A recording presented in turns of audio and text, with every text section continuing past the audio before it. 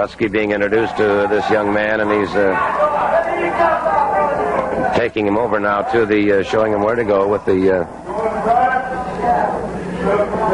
All right, he's talking now with some of the folks at...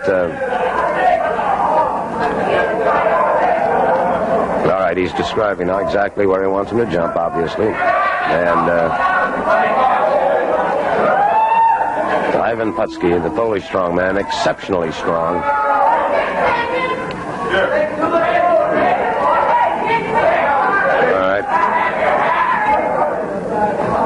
This young fellow having a bit of a problem trying to get up on that top ring rope, but he's up there now, all right. Putski is setting himself. That young fellow must weigh about 180 pounds. Ooh, right down in the middle of his stomach.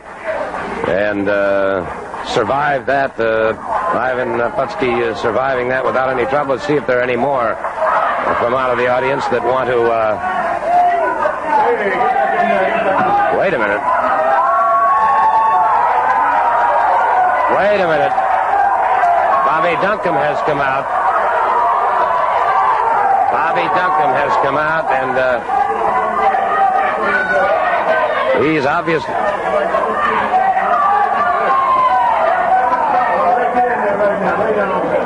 Well, wait a minute. Bobby Duncombe is saying he wants to jump off on him, and Putski apparently agreeing to this.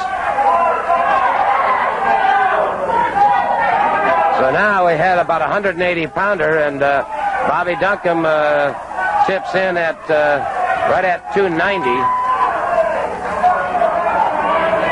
All right, and so Putski has agreed to this, and big Bobby Duncombe, 6'5", 290 pounds, and so Putski has agreed.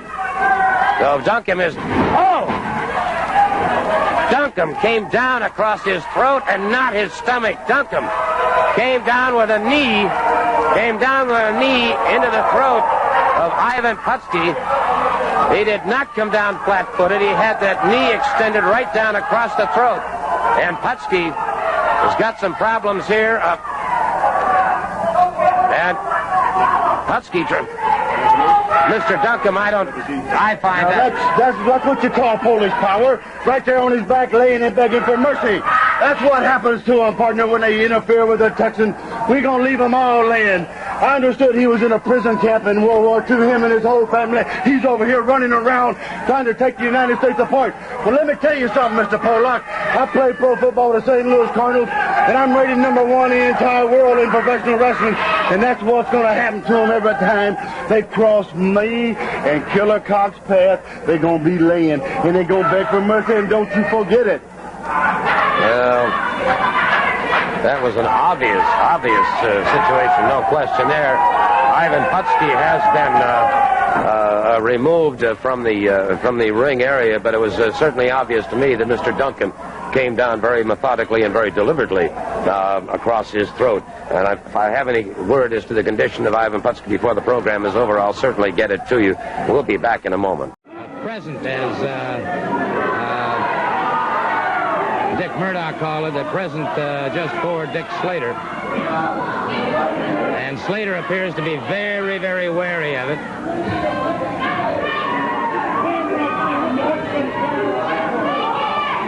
And so I am as curious as I'm sure you are to see what's in that box. See what it is for Dick Slater. Is that a dress? That is a dress. Dick Murdoch gave Dick Slater a dress of all things. Wow, what an insult to Slater. What an insult to Slater. Dick Murdoch, who openly challenged him. I wonder if he'll meet that challenge now. And what did I ever do? Well, I'm terribly sorry. I'm terribly sorry, sir, but our time is completely gone now. He's got an interview on this show today, Gordon Sully. I'm telling you, he's got an interview. He's got the right to have an interview. Well, we see Dick Murdoch in the ring, but no Dick Slater. There's Dick Murdoch, who made the challenge, said he wanted to meet him here on television. To my knowledge, Mr. Slater is supposed to be here. There's the present that Dick Murdoch has brought for Dick Slater, but no Dick Slater. And isn't that interesting indeed? Mr. Slater, who claims to fear no one, for some reason or another, is still not here at the Sportatorium. Murdoch is in the ring, the original outlaw, in the ring, ready and waiting for Mr. Slater to appear. Well, now, wait a moment. Mr. Slater is here. Just got here, just got off the airplane. I see Dick Murdoch's waiting for me, isn't he? That's right. What you got there, huh? Well, he said that's something very special just for you. That's why I just flew in here. I just now got here. I rushed over here. Got 2 tickets coming over here. That's all right. I'll go ahead and put my pants on now. I'll go ahead and get dressed. I'll be right back. Well, time is certainly... I'll be done. The time is running out, isn't it? Yes, time is of essence at this time, sir. Well, Well, I thought you were going to get prepared to wrestle against Dick Murdoch. no more time. I'm sorry. There's no more time at all. No more time. There's no more time. Well, No more time in this. Well, Dick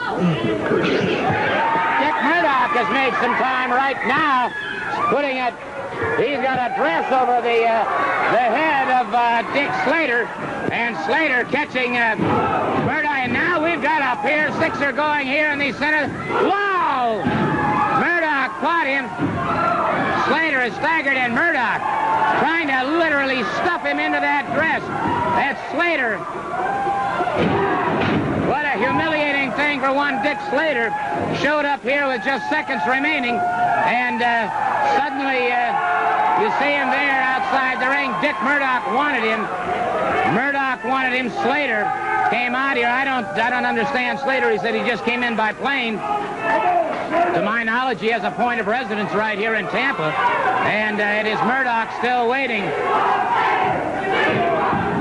You can hear the crowd saying, "We want Slater." Murdoch stands ready. Slater, and it's Slater charging that ring, and once again.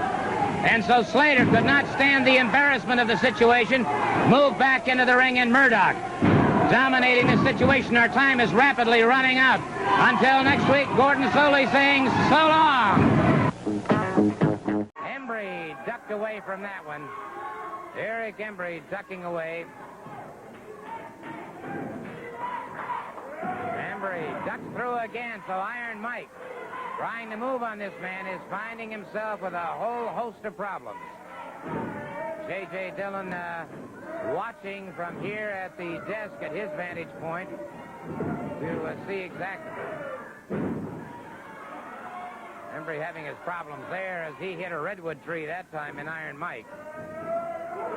Embry off that time exploded with a beautiful flying drop kick. Iron Mike up and over his man, but Embry rolls away.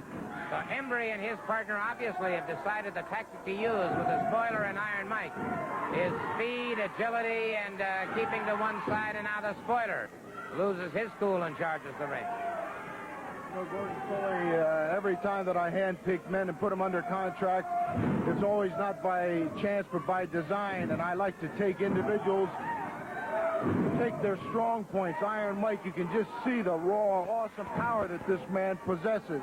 You take a look at the spoiler, his uncanny sense of balance, his uniqueness of being able to straddle and walk along the top rope, his balance that delicate for a man his size.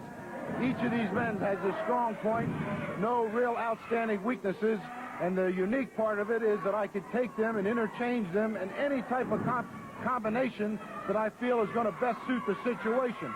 And I like to weigh the opponents, and if I feel that it needs raw power, I'll put an Iron Mike and a partner suitable in there.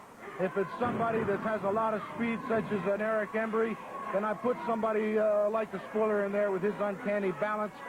And again, this is just one of the few reasons that I've been so tremendously successful over the years. Well, obviously, may I just say that J.J. Dillon continues to enlarge his stable, if you will. I understand, too, that a man whose reputation far precedes him is internationally known, the Iron Sheik. The Iron Sheik from Saudi Arabia will be here next week on Championship Wrestling, and I'm directly responsible for bringing him. Worldwide reputation, the Iron Sheik from Saudi Arabia. The spoiler now has Horner in trouble, and and the spoiler moving up on that top rope. Down across the head of Tim Horner. And Horner, in a lot of problems here. Young Eric Embry giving a very, very fine account of himself, but he's got a handful of problems. And a dynamite fast young team. But boy, what awesome power there. Look at this. Caught him. Shoulder breaker, Iron Mike. And it's all over. It is all over for Tim Horner. Iron Mike and the spoiler, managed by Mike Bond. His opponent from Houston, Texas, weighing 309 pounds, Ernie the Cat Ladd. Ernie the Cat Ladd, all-pro in 5 different years in football. One of the truly legendary figures in the sport. Has also become one of the most awesome and feared and respected competitors in pro wrestling. Going up against 6 foot. Now, mind you, Mike Bond is 6 feet 4 inches tall. He's 245 pounds. And look at the difference in size between him and Ernie Ladd. Just so much bigger all the way around. And we're talking about a big man here. Well, you're talking about one of the biggest, Ernie the Cat Ladd, and one of the meanest and toughest that I've ever run across. You know, Coach Eddie Robinson and Graham took Ernie Ladd, Charlie Cook, and he's produced some of the greatest professional athletes ever in any kind of sport. And you see Big Ernie just manhandling this big Mike Bond. And like you say, he's 6'3", 6'4", and 240. And man's no small person himself, and Ladd just completely dominates him. Ladd using that forearm very effectively.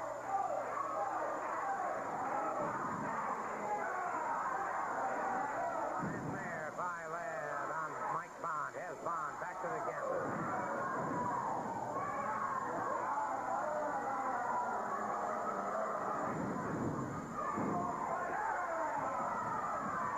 Ladd likes to intimidate not only his opponent, but out in the crowd too. He keeps on the crowd. He tries to keep your mind off the match by striking you out. And just looking across and seeing his man's enough to psych a lot of people out, Gordon. That's the truth on that one. Ladd caught him as Bond was charging, and Bond's youthful exuberance brought him over to Ladd's corner.